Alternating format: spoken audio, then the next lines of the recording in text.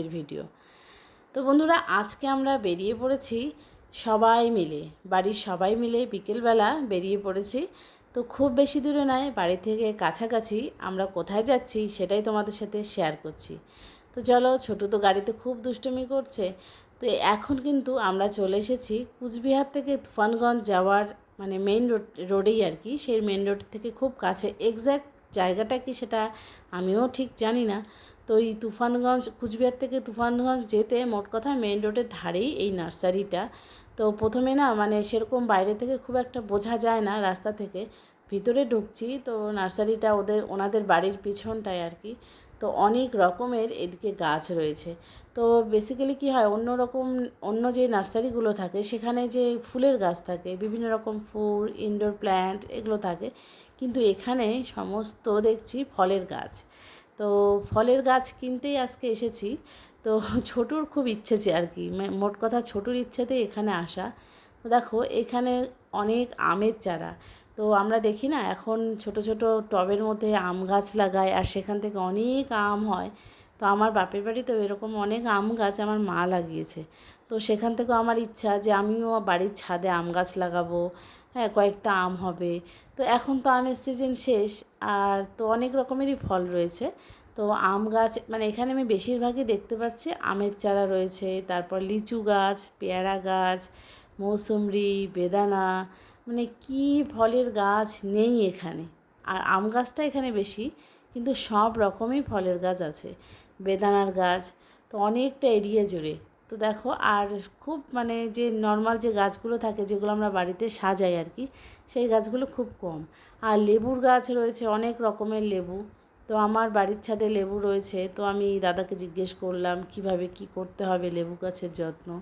তো আমার পিছনটা দেখো কি সুন্দর লাগছে, একদম সবুজে সবুজ, আর খুব ভালো লাগে। হ্যাঁ, ব্যাকগ্রাউন্ড যদি সবুজ থাকে না এরকম গাছপালা, তো সিনারিটাও খুব সুন্দর আসে। তো দেখো এখান থেকে বেরিয়ে যাচ্ছি আমরা, না সন্ধ্যার ঠিক আগ মুহূর্ত চলে এসেছি। মানে এখান থেকে বেরোতে বেরোতেই আমাদের সন্ধ্যা লেগে গিয়েছে। তো এটা হচ্ছে পিছনের পার্টটা। আবার এই দিকে আমি যে হাঁটছি আমার দুই সাইডেও গাছ রয়েছে।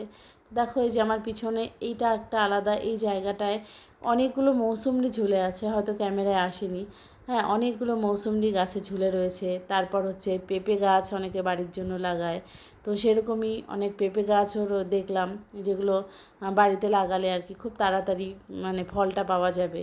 তো পেঁপে, মৌসুমরি, আরও অনেক রকম আর কি ফলের গাছ, তো সব কিছুই দেখলাম।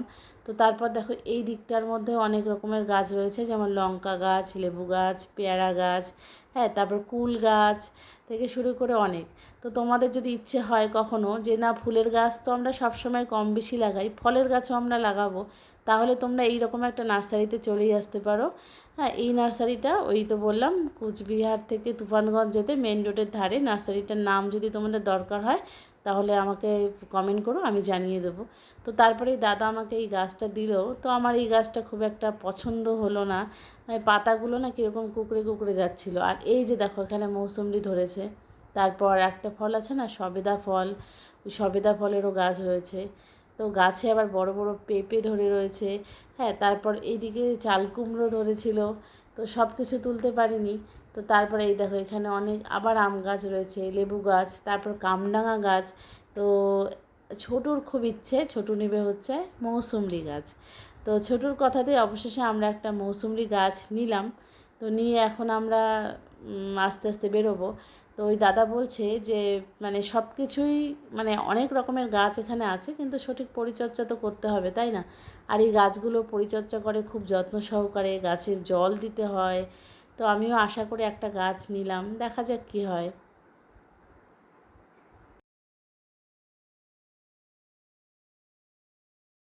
অনেক গাছ দেখলাম, তারপরেই দাদা বলল যে সামনে যেহেতু শীত আসছে, তো এই সময় মানে কোন গাছটা লাগালে আমি আর কি ফল পাবো। তো আমার ইচ্ছে ছিল একটা কুল গাছ নেওয়ার, তো না নিয়ে আমি নিলাম ছোটো ইচ্ছে মতো মৌসুমরি। তো সেখান থেকে বেরোতে বেরোতে দেখো সন্ধ্যা লেগে গিয়েছে, আর মেইন রাস্তার ধারে এরকম মাটির জিনিসের দোকান। তো এখন না নতুন নতুন অনেক দোকান হচ্ছে, মাটির টব তো পাওয়াই যায় কম বেশি, কিন্তু আরও অনেক কিছু জল রাখার জারগুলো সেগুলো। তো একটু দেখলাম আর কি, দেখে তারপর গাড়িতে উঠলাম। কিছুক্ষণ পরেই মানে গাড়িতে উঠলাম, তো তারপরেই দেখছি হালকা হালকা বৃষ্টি পড়ছে। তো প্রথমে কিন্তু এরকম বৃষ্টি ছিলই না। যতই আমরা ওই দিক থেকে কুচবিহারের দিকে আসছি দেখছি যে বৃষ্টি পড়ছে মানে কিছুক্ষণের মধ্যে তো আরও একদম জোরালো বৃষ্টি। তখন আমরা গাড়ির মধ্যে আবার ঠিক আমরা রাজারহাটে এসে যখন পৌঁছলাম তো তখন দেখছি একদমই বৃষ্টি নেই। তো এই যে একটা রেস্টুরেন্ট, নতুন একটা রেস্টুরেন্ট এখানে হয়েছে, তো হাজব্যান্ড বললো চলো এখানেই তোমাদেরকে আজকে খাওয়াবো। তো জানি না কি আছে, তো তারপর ভিতরে ঢুকলাম। ঢুকেই তো আমি এখানকার কারুকার্য দেখে মুগ্ধ। এত সুন্দর সুন্দরভাবে সাজানো, কি বলি। মানে এগুলো কি বলো তো, এগুলো হচ্ছে বাঁশের সব জিনিস আর কালারিং করা, বাঁশ দিয়ে তৈরি দোকানটা, মানে দোকানের সিলিংটা আর কি। আর তাছাড়া খাবারের মধ্যে সব রকমের খাবার ব্যবস্থা রয়েছে, যেখানে অর্ডার করতে হয় তারপর ওরা বানিয়ে দেয়। আর নর্মালি হঠাৎ করে আসলে সিঙ্গারা, মিষ্টি, তার সাথে চা, পুরি, তরকারি এসব তো রয়েছে। আর তারপর হচ্ছে মোমো এইসব। তো আমরা প্রথমেই মানে ঢুকেই গরম গরম সিঙ্গারা খেয়ে নিলাম। তো সিঙ্গারা খাচ্ছি, আর ছোটোর জন্য একটা কি বড় একটা লাল মিষ্টি কি বলে ওগুলোকে, যাই হোক একটা নিয়েছিলাম। আর আইসক্রিম এখানে ছিল না। তো এই নিয়ে সন্ধ্যাবেলা খাওয়া দাওয়ার আমরা শুরু করলাম। আর অর্ডার দিয়েছিলাম মোমো। মোমো আর ছেলে আর মেয়ের জন্য ছিল ক্রিপসি চিকেন। তো খুব ভালো কোয়ালিটি এদের খাবার দাবার, তবে একটু বসতে হয়, তাহলে ওরা সব কিছু রেডি করে দেয়। খাবারটা বেশ খুব ভালো ছিল, আর আমরা সবাই আনন্দ করে বেশ কাটালাম মুহূর্তটা। তো মাঝে মাঝে না মন ভালো করতে এরকমই করতে হয়, বিকেলবেলা যে কোনো ছুটির দিনে এইভাবে বেরিয়ে যেতে হয়, কোনো রকম প্ল্যান ছাড়াই কিন্তু খুব সুন্দর আনন্দ করা যায়।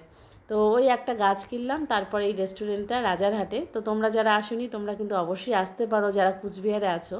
তো একটু শহর থেকে একটু দূরে ফাঁকা জায়গায়, একদম মেইন রোডের উপরে রেস্টুরেন্টটা।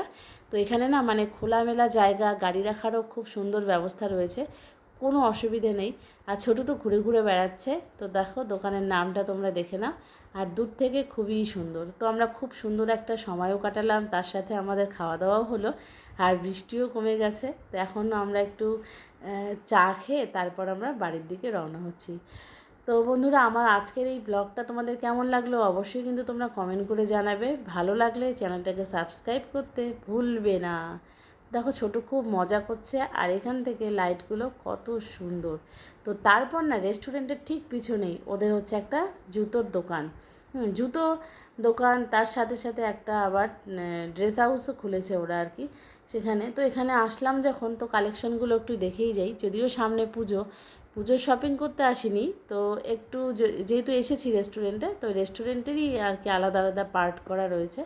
তো ড্রেসগুলো দেখলাম, এগুলো নর্মালি মানে পুজোর জন্য নয়, নর্মালি আর কি ড্রেস।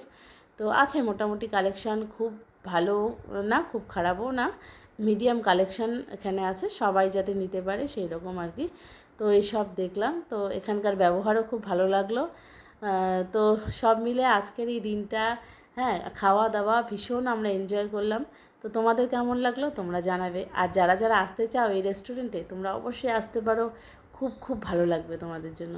তো ভিডিওটা আজকের মতো এখানে শেষ করছি, দেখা হবে নতুন একটা ভিডিওতে, ততক্ষণের জন্য বাই বাই।